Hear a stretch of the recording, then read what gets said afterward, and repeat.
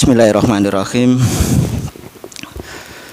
Para asatid dan ustadzah yang kami hormati, jamaah sholat subuh Masjid Al-Ikhlas yang berbahagia, serta anak-anakku para santriwati yang kami cintai lillahi ta'ala. Assalamualaikum warahmatullahi wabarakatuh. Alhamdulillah bi ni'matihi tatimmus sholihat wa bi fadlihi tatanazzalul khairat wal barakat wa bi taufiqihi tatahaqqaqul maqasid wal ghayat. Asyhadu an la ilaha illallah wahdahu la syarikalah wa asyhadu anna Muhammadan abduhu wa rasuluh. Allahumma sholli wa sallim wa barik ala Muhammad wa ala ali Muhammad kama shallaita ala Ibrahim wa ali Ibrahim fil alamina innaka Hamidum Majid. Qala Allahu ta'ala fil Qur'anil Karim. Bismillahirrahmanirrahim. Atakmurunan nas bil birri wa tansawna anfusakum wa antum tatlunal kitab afala taqilun. Wa qala Rasulullah sallallahu alaihi wasallam, inna fil jasadi mudghah idza shalahat shalahul jasadu kulluh wa idza fasadat fasadul jasadu kulluh ala wahyal qalb. Sadaqallahu lazim wa sadaqa Rasulul Karim wa nahnu ala dzalika minasyahidin. Alhamdulillah para jamaah sekalian, pada pagi hari ini Allah Subhanahu wa taala masih melimpahkan nikmat iman kepada kita sekalian, sehingga Allah Subhanahu wa taala memudahkan langkah-langkah kita untuk tafaqquh fiddin, untuk bersilaturahmi, untuk mempelajari 1-2 ayat yang ada dalam kalamullah. Salawat dan salam mudah-mudahan tercurahkan kepada Rasulullah, suri tauladan kita dan kepada keluarganya. Ma'asyiral muslimin rahimakumullah, Rasulullah telah memberi suatu contoh, suatu uswah hasanah.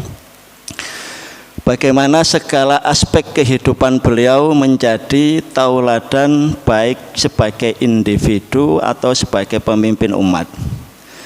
Begitu pula cara berpikir beliau, mindset beliau, cara menggunakan akal beliau. Beliau sudah mengajarkan kepada kita, walaupun terkadang cara berpikir yang diajarkan Rasulullah itu secara sekilas atau secara dohir itu irasional, tidak bisa dinalar secara manusia biasa.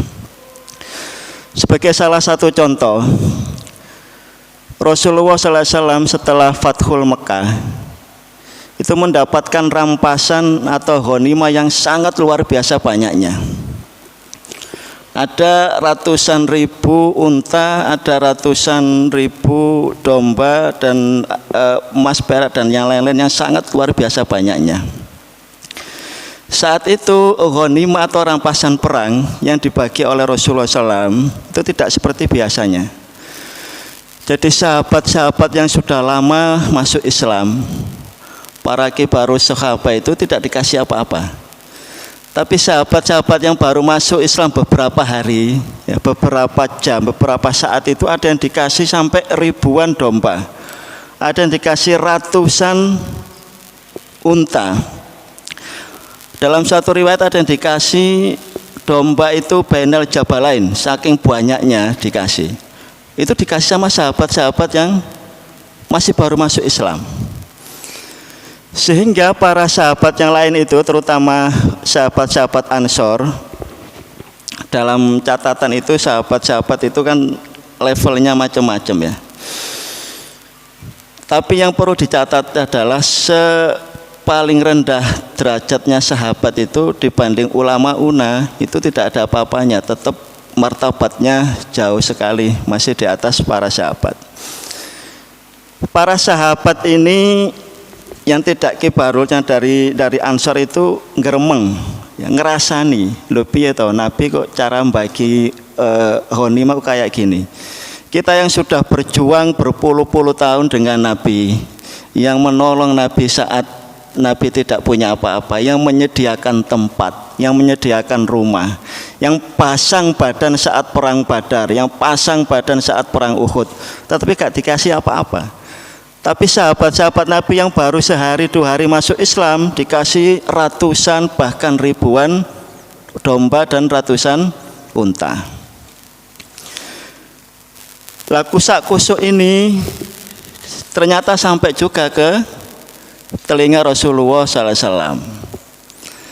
Begitu sampai kepada Rasulullah, maka Rasulullah menyatakan kepada sahabatnya, kumpulkan para sahabat-sahabat Ansor di suatu tempat yang mana orang-orang muhajirin jangan ada yang ikut, semuanya orang Ansor. Saat itu sahabat Abu Bakar menawarkan diri untuk ngancani, tapi Nabi menolak. Begitu pula dengan sahabat Umar dan sahabat Ali, semuanya ditolak. Tidak, saya akan mengumpulkan sahabat Ansor dan siapapun tidak ada yang boleh ikut. Dalam satu forum itu yang hanya dihadiri oleh Rasulullah dan para sahabat Ansor, beliau mengatakan bahwa saya sudah mendengar desas-desus kalian, bahwa saya memang benar saat datang ke negeri kalian, ke negeri Yasrib yang dirubah oleh Nabi menjadi Madinah Al-Munawwarah, tidak membawa apa-apa. Sahabat-sahabat muhajirin datang ke mereka, datang ke Madinah, datang ke kota kalian, semuanya dalam kondisi lemah, dalam kondisi miskin. Kalian tolong. Itu memang benar. Akan tetapi saya mengasihi sahabat-sahabat yang baru masuk Islam dengan segitu banyaknya harta rampasan itu adalah untuk mereka agar hati mereka itu tetap masuk Islam, tetap terikat oleh Islam. Sedangkan kalian nanti akan pulang ke Madinah bersama saya, bersama Muhammad Rasulullah SAW. Jadi sahabat yang Ansor yang mindsetnya tadi itu hanya harta, tetapi begitu dikumpulkan oleh Rasulullah, dikasih pilihan. Apakah engkau memilih harta yang seperti itu, yang kelihatannya dari kasat mata banyak, tetapi tidak punya nilai apapun di hadapan Allah, ataukah pulang dengan membawa Muhammad Rasulullah SAW? Di situ sahabat Ansor menangis semua. Lah itu yang salah satu pola pikir nubuah yang harus kita ajarkan kepada masyarakat, yang harus kita terapkan kepada masyarakat. Jadi orang yang sudah berjuang untuk Islam, jangan dengan iming-iming harta terus dia akan balik tidak mau berjuang. Jadi orang-orang yang sudah lama berjuang untuk organisasi, untuk berjuang untuk pondok pesantren, untuk suatu komunitas, seandainya pun dia tidak mendapat bagian dari harta, itu jangan dimasukkan ke dalam suatu pikiran. Itu yang diajarkan oleh Nabi sebagai pola pikir nubuah, yang walaupun kadang-kadang dinalar secara rasional itu agak-agak sulit diterima. Sama dengan kita nih, kalau kita sudah ikut suatu partai, ikut suatu organisasi, ikut suatu lembaga, karepnya kita itu kalau kita sudah lama berjuang di situ, ya kita juga dapat bagian yang lebih besar dibanding yang baru masuk, baru ikut gabung. Ma'asyiral muslimin rahimakumullah, begitu pula Rasulullah SAW mengajarkan kita bagaimana menegakkan kalimat tauhid la ilaha illallah.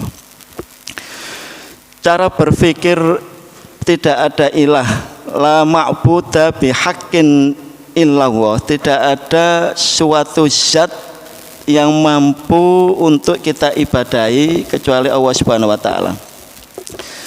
Jadi kalau aktivitas kita mulai bangun tidur, ke pasar untuk pedagang, yang ngajar untuk para ustadz, yang belajar untuk para santri, itu semuanya kalau diniatkan taqarruban ilallah, maka nilainya adalah nilai ibadah.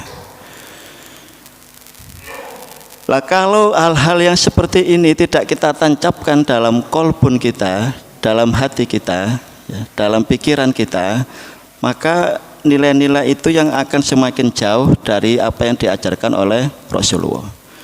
Begitu pula dengan makna la ilaha illallah, bermakna la mahbuba ilaha illallah, tidak ada yang dicintai kecuali Allah Subhanahu wa taala. Loyalitas kita, kecintaan kita itu selalu akan berhubungan dengan al-wala dan al-bara. Kalau kecintaan kita terhadap manusia, terhadap istri, terhadap keridhaan manusia, itu akan mengalahkan kecintaan kita kepada Allah Subhanahu wa taala, maka nilai akidah itu kita akan yang semakin luntur. Jadi untuk menanamkan kurikulum akidah pada para asyad ini yang harus dikembalikan lagi, harusnya diperkuat lagi. Begitu pula kalau kita memahami bahwa la ilaha illallah bermakna la mustajaro ilahi illallah, tidak ada tempat bersandar kecuali Allah Subhanahu wa taala, maka kita tidak akan pernah mencari keridhaan manusia. Karena siapapun manusia yang kita idolakan kecuali Rasulullah SAW itu akan mengecewakan kalau kita bersandar pada manusia. Maka dalam suatu hikam dalam Ibnu Athaillah dalam bukunya, dalam kitabnya yang terkenal itu menyebutkan bahwa ridhon nas ghayatun la tudrak. Kalau kamu hanya mencari kerelaan manusia, kamu pasti akan kecewa, tidak akan pernah kamu dapat. Waridhawa ghayatun la tudrak. Akan tetapi kalau engkau mencari keridhaan Allah Subhanahu wa taala, maka engkau akan mendapatkan. Maka beliau menggarisbawahi di kalimat akhirnya, fatruk mala yudrak wadrok mala yudrak. Cari yang pasti tidak akan engkau tinggalkan. Cari sesuatu yang pasti engkau tidak akan dikecewakan, tetapi tinggalkan apa yang tidak mungkin engkau raih. Para hadirin sekalian, pada kajian pagi ini kita akan berbicara tentang al-aql. Jadi pembahasan ini agak berat, jadi kami pendahului dengan beberapa statement yang memang menjadi dasar. Ayat yang kami bacakan tadi dalam surat Al-Baqarah, kata-kata akal yang pertama kali disebutkan dalam Al-Quran. Itu sangat-sangat mengena sekali untuk kita yang bergerak di bidang dakwah. Atamuruna nasa bil birri wa tansawna anfusakum wa antum tatlunal kitab afala taqilun. Masyarul muslimin, kata-kata akal dalam Al-Quran itu ada 49 kali. Kalau antum buka semuanya, tidak ada yang dalam bentuk masdar, tidak ada sama sekali. Tapi semuanya dalam bentuk fi'il, ya. Maknanya apa? Bahwa al-aql ini satu-satunya organ tubuh manusia, ya, yang di dalam Al-Quran tidak disebutkan secara konkret di mana tempatnya, ya. Akan tetapi yang disebut adalah fungsinya, ya. Jadi kalau kita buka lembar pertama sampai lembar terakhir, tidak ada yang menyebutkan di mana posisi akal. Tidak ada, ya. Makanya yang dipakai adalah fi'il, ya. Artinya apa? Bahwa kita ini kalau tidak menggunakan akal, saat kita tidak memanfaatkan akal kita, ya sudah, kita sudah tidak dibebani oleh syariat, ya. Jadi akal yang bermakna pengikat ini yang mengarahkan manusia bahwa inilah yang nanti akan kamu lakukan, ini yang tidak kamu lakukan. Makanya Said Hawa dalam tafsirnya Al-Asas fit Tafsir itu menyebutkan bahwa akal manusia ini tidak mungkin bekerja sesuai dengan fungsinya, ya, kalau syariat Islam tidak diterapkan dalam kehidupan sehari-hari. Jadi kalau kita buka dalam Al-Asas karangan Said Hawa, itu jelas sekali bahwa akal ini tidak akan berfungsi secara maksimal, tidak akan berfungsi secara optimal kalau syariat tidak diterapkan. Dan ini tugas kita bareng-bareng, ya. Bagaimana syariah ini minimal bisa teraplikasi dalam kehidupan sehari-hari individu-individu para para muslim sekalian. Jadi sekali lagi tidak ada satu ayat Al-Quran pun yang menyebutkan organ akal itu terletak di mana. Akan tetapi yang disebutkan adalah fungsinya, sehingga dia menggunakan kata-kata menggunakan fi'il. Ma'asyiral muslimin rahimakumullah, makanya dalam Al-Quran disebutkan walaqad darokna katsirum minal jinni wal insi lahum qulubun la yafqahuna biha. Ada lagi dalam ayat lahum qulubun la yaqiluna biha. Jadi kulub ini jamak ya dari kata-kata kolbun ya, kolbun. Kalau kolbun itu fisudur, kalau ini jelas, ayatnya jelas. Kolbun adalah di dada, ya, dada. Jadi kalau dikatakan bahwa fungsi dari kolbun itu adalah al-akal, agar bisa jadi begini, biar nggak bingung. Orang yang berpikir dengan orang yang berakal itu berbeda, ya.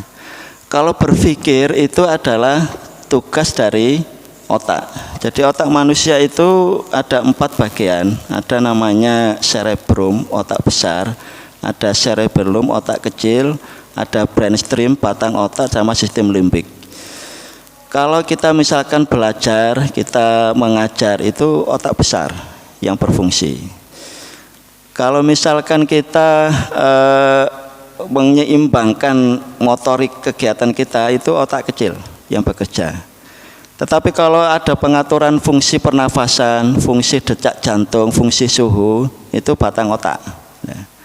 Nah, semua itu dikoordinasikan dengan emosi, yang ada namanya sistem limbik. Makanya dalam dunia medis sekarang, bahwa kategori seseorang itu meninggal atau masih hidup itu bukan jantungnya terus berhenti, enggak. Paru-parunya wis gak ambekan, enggak. Tetapi tidak berfungsinya batang otak, ya. Jadi definisi ini dipastikan betul-betul meninggal ya kalau tanda-tanda batang otaknya itu sudah tidak berfungsi. Ya. Jadi kembali ke sini. Jadi kalau kita bilang kolbun itu memang fisudur. Jadi dia masih bersifat abstrak. Ya. Apakah ada hubungannya dengan al-mukh? Al-mukh itu otak.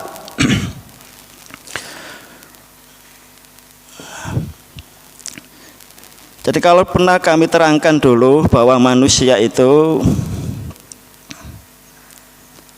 ada unsur fisiknya, ada casingnya, jasadnya. Di sini ada unsur rohnya. Lah roh yang mendapat tugas bekerja, mendapat taklif itu baru namanya nafas. Kalau ini masih orisinil, makanya nanti yang menghadap ke Allah itu bukan rohnya tapi nafasnya. Ya ayatuhan nafsul mutmainnah. Dia sudah mendapatkan pahala, mendapatkan dosa. Ini ada al-fujur dan taqwa, fujuroha wa taqwaha.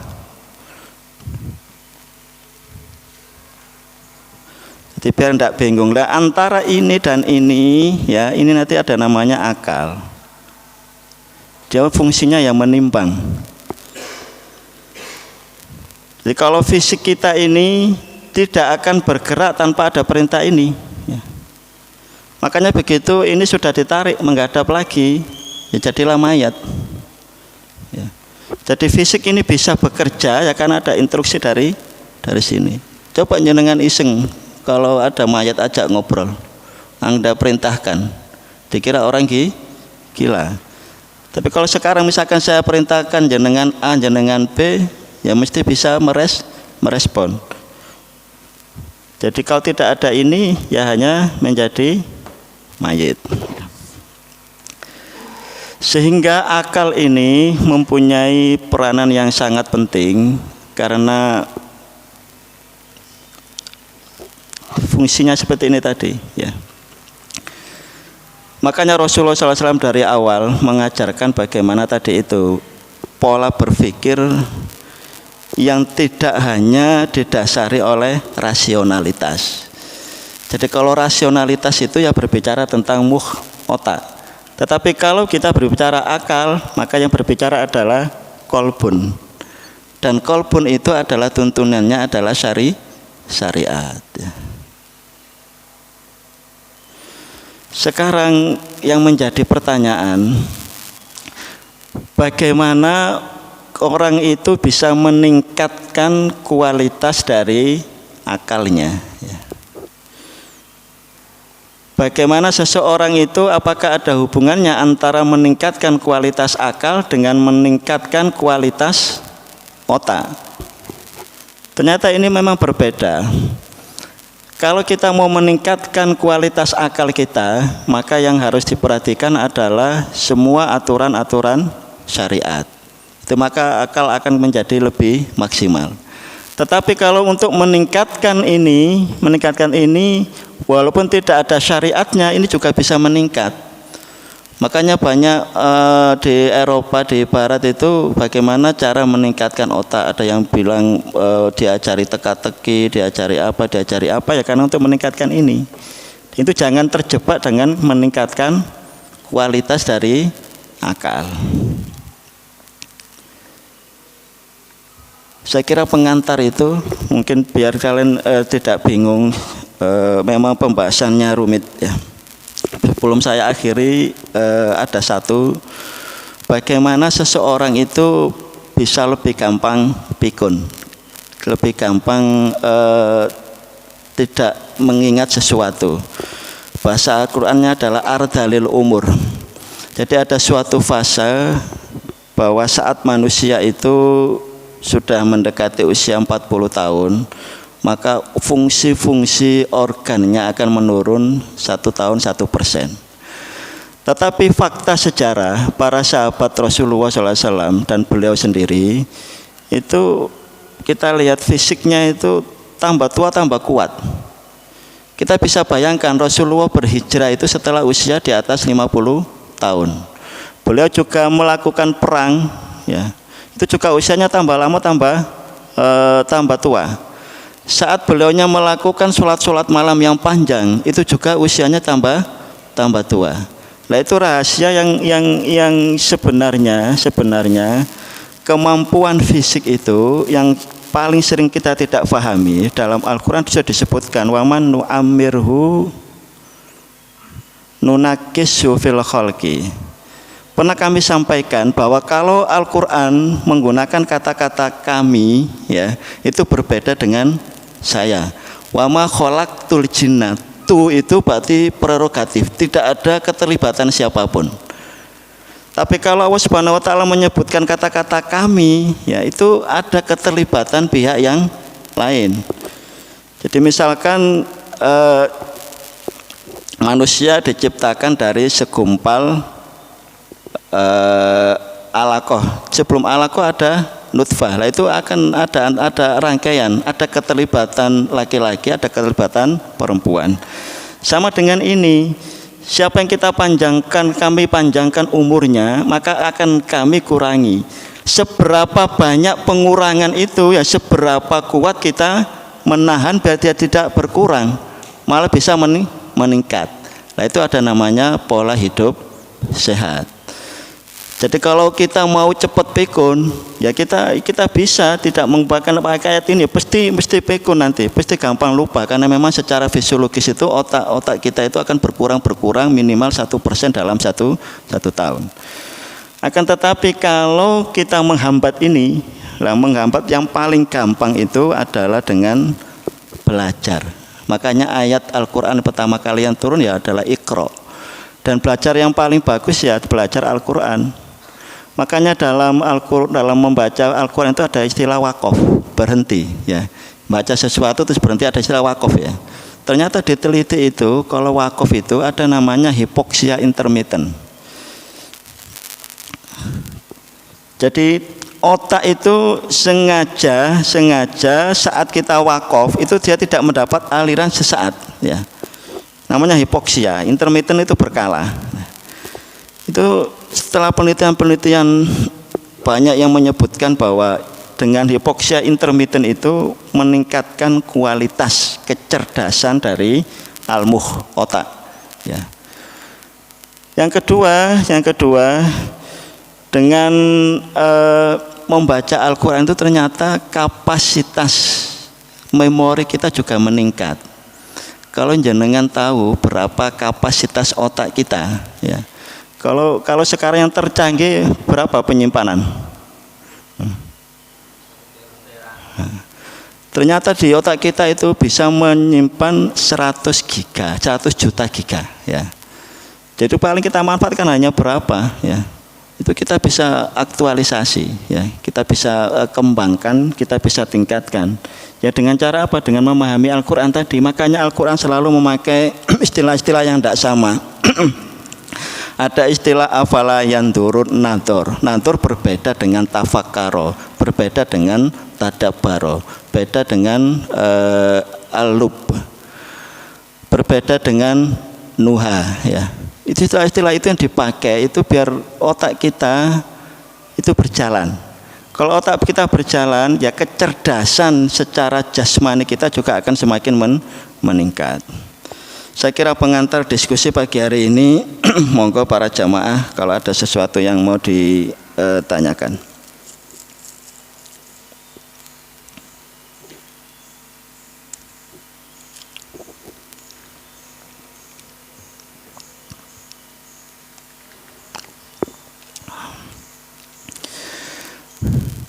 Tidak ada ya, memang rumit ya.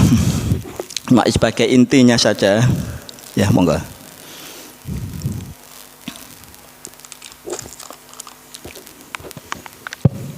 Assalamualaikum warahmatullahi wabarakatuh.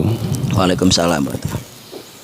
Ya, mengenai masalah akal tadi juga termasuk kan mungkin juga mempengaruhi semangat atau aktivitas seorang.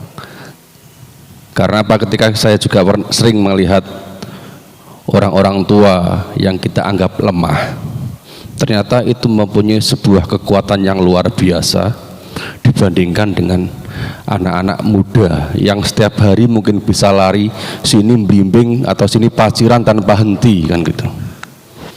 Ya, pertanyaan saya, lah ini termasuk yang mempengaruhi ini apa, Ustaz?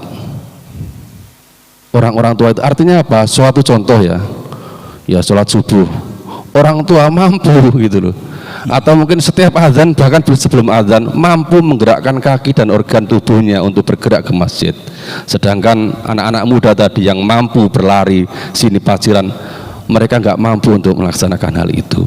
Nah itu termasuk spirit apa, Ustaz? Terima kasih. Assalamualaikum warahmatullahi wabarakatuh. Waalaikumsalam. Ini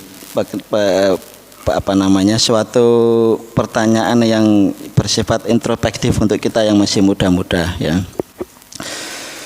Jadi spiritnya itu ya tetap spirit kolbun, ya. Jadi hati yang disinari oleh cahaya keimanan itu akan berbeda. Bagaimana kisah sahabat Abu Bakar yang dikenal di tengah-tengah keluarganya, di tengah-tengah komunitasnya sebagai seorang yang lemah, ya, seorang yang gampang sekali menangis. Tapi begitu dikasih tongkat kepemimpinan khalifah, ya, beliau yang melakukan pertama kali apa? Memerangi orang-orang yang murtad, memerangi orang-orang yang tidak mengeluarkan zakat. Sehingga sahabat Umar itu yang kelihatan keras itu aja dia masih protes. Kenapa langkah itu yang diambil pertama kali? Padahal bagaimana lembutnya Abu Bakar sebelum menjadi khalifah. Semua sudah paham betul. Tapi karena dorongan tadi itu, dorongan bagaimana pola berpikir nubuah yang diajarkan Rasulullah betul-betul menancap dalam kalbunya, sehingga langkah yang diambil adalah saya tidak mau orang memisahkan antara zakat dengan Islam, ya. Lah itu yang harus diperkuat. Jadi akal yang disinari oleh kolbun yang mempunyai fungsi dari akal ini ya karena ruh iman. Bukan sekali lagi dalam Al-Asas Said Hawa menyebutkan bahwa akal ini ya susah maksimal kalau memang syariah ini tidak bisa diterapkan, tidak bisa diaplikasikan dalam kehidupan sehari-hari. Kenapa girahnya anak muda kadang-kadang kalah dengan girahnya orang tua? Ada satu cerita dalam perang, saya lupa perang apa itu ya. Ada orang tua itu usianya hampir 100 tahun. Itu dia bisa mengendarai kuda itu lebih cepat, lebih kencang dibanding yang muda-muda ya. Bisa melompati parit yang jauhnya itu yang secara rasional itu hanya orang muda yang perkasa yang bisa melompat. Tapi orang tua ini sudah putih semua ya.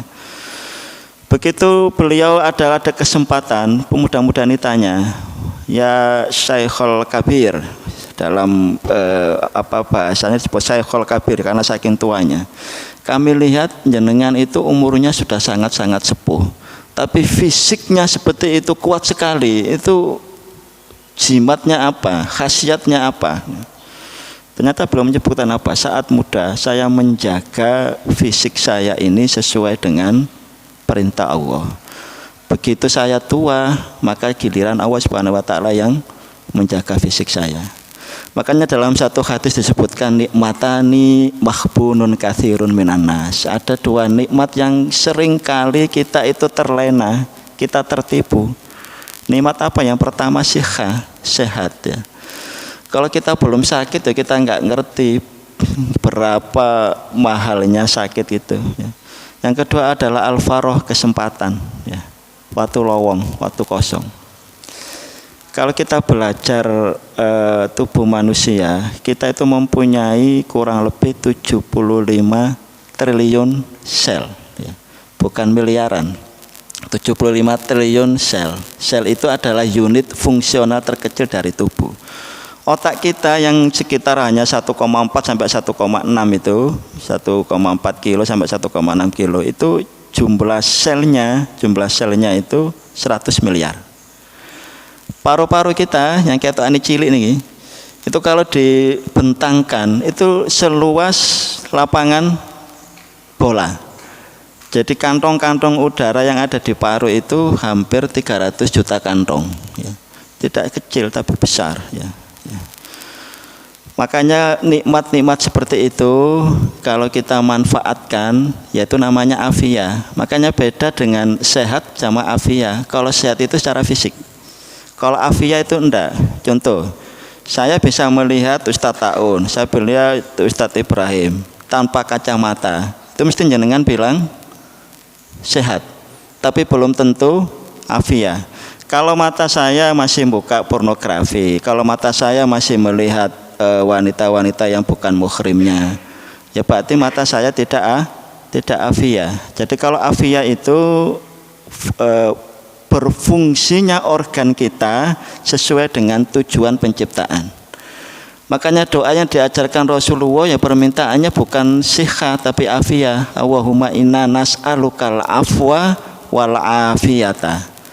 Bukan siha tapi wal afiyata fid dunya wal akhirah.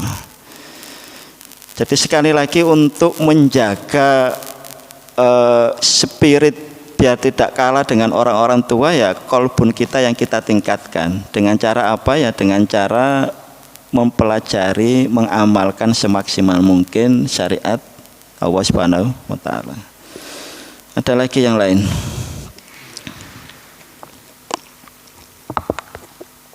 Assalamualaikum warahmatullahi wabarakatuh. Waalaikumsalam. Tadi disebutkan bahwa dalam Al-Quran itu ada 49 lafadz akal dan rata-rata itu bentuknya fiil. Apakah jumlah fi'liyah ini itu masih dibatasi waktu? Apakah ini masuk dalam kategori fungsi? Karena masih biasanya kalau ada dalam jumlah ismiyah itu tidak dibatasi waktu, jadi konstan tetap. Yang kedua, orang dibebani syariat itu salah satu syaratnya adalah mu'alak, jadi orang berakal. Kemudian apa kira-kira, padahal dia itu umurnya sudah tua tapi tidak dianggap mu'alak, tidak dibebani syariat karena misalnya gila, apakah ini termasuk dalam kategori fungsi, Ustadz? Terima kasih. Terima kasih. Ini kita lihat yang untuk santriwati. Ini bapak yang usia di atas saya, juga cara berpikirnya sudah luar biasa ya.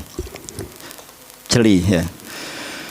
Jadi kalau kita belajar nahwu lagi, itu kan beda ya antara fi'il, masdar dengan isim masdar. Ya kan beda ya.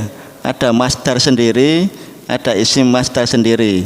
Fa'ala yaf'ulu fa'lan ya.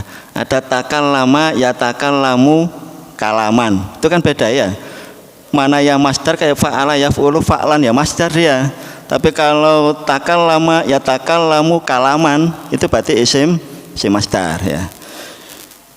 Kalau fi'il ini artinya prosesnya. Kalau fi'il mudhari 49 kali ini semuanya, tidak rata-rata, tapi semuanya dalam bentuk fi'il. Semua dalam bentuk fi'il. Tidak ada yang dalam bentuk masdar ya. Tidak ada sama sekali. Artinya kalau kita tidak menggunakan proses, baru rata-rata itu menggunakan fi'il mudhari ya. Mudhari itu berulang kali kami sebutkan, itu fungsinya adalah litajdid wal istimror. Proses yang berlangsung terus dan selalu diperbarui. Jadi kalau berpikir kita dengan menggunakan akal kita, kalau kita tidak berpikir, itu juga disindir banyak ayat. Tapi lebih disindir lagi kalau kita tidak menggunakan akal ya. Makanya akal ini harus selalu ditajdid, harus selalu diperbarui. Al-iman yazid wa yangkus. Mungkin saat kita kumpul-kumpul gini kita yazid semua. Nanti begitu di tengah-tengah pasar, di tengah masyarakat ya bisa turun lagi. Makanya dicas ya. Dengan menggunakan fi'il ini tadi. Nah ini menunjukkan bahwa fungsi itu ya tergantung semaksimal mungkin. Makanya dalam bahasa Al-Qur'an tidak ada kata-kata amal sing akeh ora enek. Tapi mesti ahsanu amala ya. Amal yang terbaik, ahsan ya. Bisa jadi dia sholat berapa ratus rakaat ya. Ternyata kalah dengan orang yang melungker turu. Bisa jadi karena dia sholat tidak didasari dengan ilmu, tapi yang tidur didasari dengan ilmu. Makanya bahasa yang dipakai adalah ahsan. Lah ahsan ini makomnya memang berat. Jadi makomnya itu antak budawah ka'annaka tarahu fa ilam takun tarahu fa innahu yaraka. Jadi dua makom di sini. Antak budawah ka'annaka tarahu. Berarti makom musyahadah. Tapi ini angel. Ya, nanti ini bias. Ini kalau iman kita tidak kuat, itu banyak yang mengaku-ngaku pernah melihat Allah, pernah melihat malaikat Jibril. Ini sangat rancu, makanya hati-hati. Lebih bagus, lebih aman itu antak budawa ka'annaka tarahu fa ilam takun tarahu fa innahu yaraka. Ya, pakai makom yang ini aja, muqarabah. Ya. Muqarabah, ya. Makom yang mana kita menyadari betul tidak ada aktivitas kita, tidak ada tempat kita yang tidak didampingi oleh Allah. Aman ini, aman. Ini sama makom ihsan, ya. Tapi ini hati-hati rawan, ya. Tapi makom ini insya Allah aman, ya. Jadi bagaimana kita aktivitas kehidupan kita kemanapun kita selalu didampingi, kita diawasi. Sehingga akan tertuntunlah jalan kita sepanjang hari. Makanya Rasulullah SAW itu satu-satunya manusia yang matanya terpejam tapi kolbunya tidak tidur ya. Matanya terpejam tapi kolbunya tidak tidur karena ya makomnya ini ya.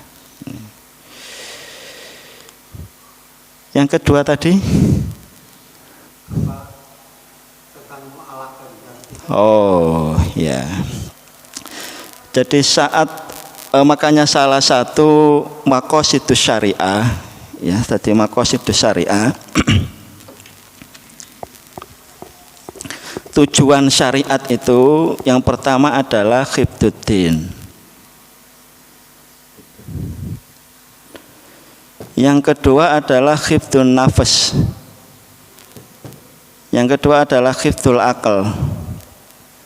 Khifdul mal, yang terakhir khifdun nasl. Nah, jadi memang tujuan syariat yang menjaga akal ini. Kalau akal kita sudah hilang, ya sudahlah, tercabut dari taklif. Jadi kapan kita tidur, ya kita sudah masuk mukallaf. Kapan ingatan kita juga hilang, juga kita tidak masuk dalam taklif. Jadi banyak kisah bahwa orang-orang yang soleh itu rata-rata tidak ada yang mengalami kepikunan. Rata-rata mereka hanya mengalami kemunduran fisik. Banyak ahli hadis yang kita baca sejarahnya buta. Banyak ulama-ulama yang tidak punya anggota tubuh, ya. Tetapi tidak ada yang kehilangan akal, ya. Karena prinsipnya memang dia ini tadi maqasidus syariah. Jadi kapan seseorang itu sudah tidak mempunyai akal, ya, ya sudah, berarti dia terbebas dari taklif. Tugas kita adalah bagaimana akal ini yang menjadi tujuan maqasidus syariah itu tetap kita jaga. Ya. Ada lagi? Betul. Ustaz Imam.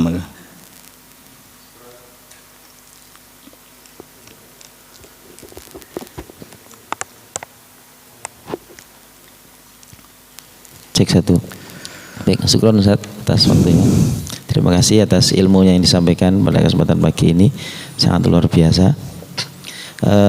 Mau bertanya untuk pendalaman. Tadi beliau panjenengan menerangkan bahwasanya akal secara fisik itu disebut dengan mukh, Ustaz, ya, otak, ya. Kemudian akal dan qalbi atau kulub di sini adalah secara abstrak. Artinya seperti dia hanya istilah, tapi fisiknya ya mukh itu, Ustaz, berarti, ya. Kalau dari keterangan yang saya tangkap tadi lah, bahwasanya otak secara fisik itu adalah mukh, sedangkan akal sama al-qalbu di sini adalah secara abstraknya. Kemudian yang saya tanyakan adalah satu hadis di mana Nabi SAW bersabda dalam hadis yang diriwayatkan oleh Imam Bukhari dan Muslim, ya, dari Nu'man Bashir tentang al-qalbu. Bahwasanya Nabi mengatakan ala inna fil jasadi mudghah, bahwasanya dalam setiap jasad manusia ada segumpal darah. Idza shalahat shalahal jasadu kullu, apabila segumpal darah ini baik, maka baik semua seluruh badannya. Idza fasadat fasadal jasadu kullu, apabila rusak maka rusak seluruh tubuhnya. Ala wa yal qalbu, ini adalah al-qalbu. Nah, di sini kalau sekilas secara lafziyah seakan-akan qalbu di sini disebut sebagai secara fisik, Ustaz, ya, yaitu segumpal darah. Ini kalau dikolerasikan seperti apa? Syukran, Ustaz. Terima kasih. Jadi mudghah itu kalau dalam bahasa Indonesia memang diartikan segumpal darah. Tapi kalau kajian yang pertama dulu itu saya sebutkan embriologi itu mudghah mempunyai letter luck-nya itu daging yang dierat. Jadi kalau kita kayak permen karet itu menggigit, lah itu gambarannya seperti mudghah, ya. Memang banyak syurahul hadis itu yang berbeda pendapat. Apakah kolbun itu bersifat fisik ataukah bersifat non fisik? Kalau ahli jantung mengatakan bahwa kolbun itu ya jantung itu, karena kalau jantung tidak berfungsi baik, ya organ yang lain juga tidak berfungsi baik. Tapi ilmu medis yang lebih canggih lagi membantah bahwa tidak jantung yang berfungsi secara yang secara otoritas bisa mengatur organ-organ yang lain, enggak. Ada keterkaitan yang lain, sehingga surahul hadis itu jumhurnya mengatakan bahwa kolbun ini rata-rata ya non fisik. Makanya disebutkan dia fisudur ya. Jadi sodrun itu kalau kita lihat di komus-komus Arab itu beda dengan nakhrun ya. Kalau nakhrun itu kan, makanya kalau unta itu kan disembelih pakai nakhrun. Nakhrun itu ya dekat leher situ. Tapi kalau sodrun ya antara leher dengan ulu hati. Kalau misalkan ahli paru ya nyebut kolbun ya paru-paru. Karena kalau orang nggak ambekan ya sudah selesai, habis. Ya. Makanya makna fisiknya itu kalau surahul hadis ya menyebut dia bukan bermakna secara fisik, sehingga dia lebih memaknai qallaba yuqallibu ya, selalu berbolak-balik. Jadi kapan komunitasnya baik ya dia akan baik.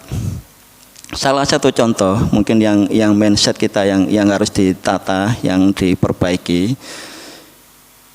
Tadi Ustadz Taun dalam sholat subuhnya itu mengimami jahidul kuffar wal munafikin ya. Coba dibaca sejarah. Pernah ndak Rasulullah itu memerangi secara fisik orang-orang munafik? Ada ndak peperangan yang dilakukan oleh kaum muslimin terhadap orang munafik dalam artian qital? Yang adalah ya kaum muslimin dengan kafir. Apakah Rasulullah tidak menjalankan ayat tersebut? Ayat tersebut berbuat amar, jahidil kuffar wal munafikin ya. Karful watof ya. Kalau kita mindsetnya seperti itu, keliru semua. Makanya pola pikir nubuwah ini yang harus kita gali terus agar menghindarkan kita dari asobiyah, menghindarkan kita dari ananiyah, bahwa saya yang paling benar, saya yang paling baik. Enggak, belum tentu. Bisa jadi memang mindset pola berpikir kita itu yang keliru. Jadi sejarah Rasulullah berperang terhadap orang kafir dengan orang munafik ya berbeda, walaupun dalam satu ayat ya. Cara kitalnya ya berbeda ya. Jadi kembali ke kolbun tadi, boleh yang berpendapat dia adalah bermakna fisik, boleh bermakna yang non fisik. Kalau saya pribadi ya memaknai ini adalah sesuatu yang non fisik, karena memang secara anatomi tubuh itu tidak bisa ditunjuk salah satu yang mana. Ini yang namanya kolbun. Ya. Saya kira itu Ustaz Imam. Ada lagi yang lain? Monggo Ustaz Ibrahim.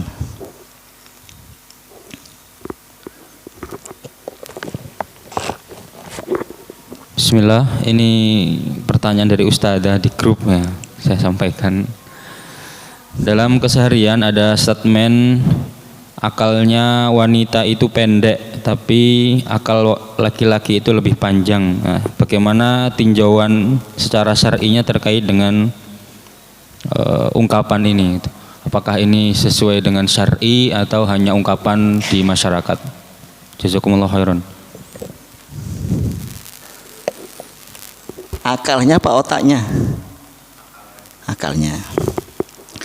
Kalau dari aspek anatomi, struktur tubuh itu memang otak lah ya, otaknya perempuan itu lebih pendek, lebih ringan dibanding laki-laki. Perempuan itu sekitar 1 kilo 300, 1.300 sampai 1.500. Kalau laki-laki 1.400 sampai 1.600. Tapi volume otak itu tidak menggambarkan kecerdasan seseorang, enggak ya. Jangan terpola dengan IQ tok ya. Ini sudah teori kuno ya. ada SQ ya, ada juga jadi sekarang digabung ESQ, emotional spiritual question. Jadi ternyata memang yang melahirkan kecerdasan itu ya ini. Kalau hadis yang disebutkan itu ono rentetane itu mengaitkan para wanita dengan proses haid ya, proses nifas ya. Itu yang disebut oleh para surahul hadis. Kenapa dihubungkan dengan bahwa akalnya perempuan itu lebih sedikit ya, bukan lebih pendek, lebih sedikit. Karena memang aktivitas yang maksimal itu terhalangi saat siklus secara anatomi tubuh itu dia mengalami menstruasi, dia mengalami nifas ya. Akan tetapi banyak hadis, banyak ayat yang menempatkan wanita ini jauh di atas laki-laki ya. Jadi ada porsinya sendiri-sendiri. Dunia medis sekarang menyebut bahwa kecerdasan anak-anak kita, yang pernah saya sampaikan di forum ini, kecerdasan anak-anak kita itu bukan perannya jenengan semua, Bapak, enggak. Kecerdasan yang ada sekarang kita itu ya dapatnya dari para ibu-ibu, bukan dari para bapak-bapak ya. Lah kecerdasan itu ya bisa ditingkatkan tadi, makanya pakainya pakai fa'il, pakai fi'il, tidak pakai masdar ya. Apakah sumbunya pendek perempuan ya? Enggak. Banyak perempuan yang jauh lebih sabar, lebih bisa merasionalisasi. Memang secara psikologis perempuan itu lebih sensitif ya. Begitu pula dengan orang yang berusia tua. Makanya kalau jenengan baca surat Al-Isra ya, wa qadha rabbuka alla ta'budu illa iyyahu wa bil walidaini ihsana. Lanjutannya ayat itu fala taqul lahuma uffin. Kenapa disebutkan di situ uffin, kata-kata saja sudah tidak boleh. Itu memang orang kalau sudah tambah usia itu tambah lebih sensitif. Yang dulu dia mendengarkan kata-kata itu dia nggak tersinggung. Tapi begitu tambah usia dengan kata-kata yang sama, itu dia jadi lebih sensitif, lebih emosional gitu loh. Jadi kalau misalkan kita lihat orang tambah usia kok dia lebih tambah sensitif, tambah gampang ngamuan, itu memang karakter dari psikologi orang tua. Makanya Al-Quran memberi rambu-rambu. Yang lebih muda hati-hati, orang tua itu lebih sensitif. Makanya jangan mengatakan kata-kata walaupun dia yang secara umum untuk orang muda itu tidak ada masalah. Diomongin itu tidak masalah untuk orang muda. Tapi begitu dia orang tambah tua, sensitif dia. Sama kata-kata tertentu untuk laki-laki ini tidak masalah. Tapi begitu kata-kata ini masuk ke perempuan, ya dia lebih sensitif. Ya. Satu lagi pertanyaan. Kalau tidak ada, mudah-mudahan kajian ini bisa membangkitkan semangat kita untuk memperbaiki akal kita, ya, untuk semakin belajar. Ya. Sekali lagi sebagai ringkasan, akal itu satu-satunya organ dalam Al-Quran, satu-satunya organ fisik dalam Al-Quran yang tidak disebutkan organnya, tetapi disebutkan fungsinya. Ini memberi suatu dorongan kepada kita untuk selalu meningkatkan, selalu mengupgrade akal kita agar sesuai dengan yang diperintah oleh Allah Subhanahu wa taala. Mudah-mudahan pertemuan kita menjadi pertemuan yang berbarokah. Kita akhiri dengan doa kafaratul majelis. Subhanaka Allahumma wa bihamdika nasyhadu an la ilaha illa anta nastaghfiruka wa natubu ilaik wal afu minkum. Wassalamualaikum warahmatullahi wabarakatuh.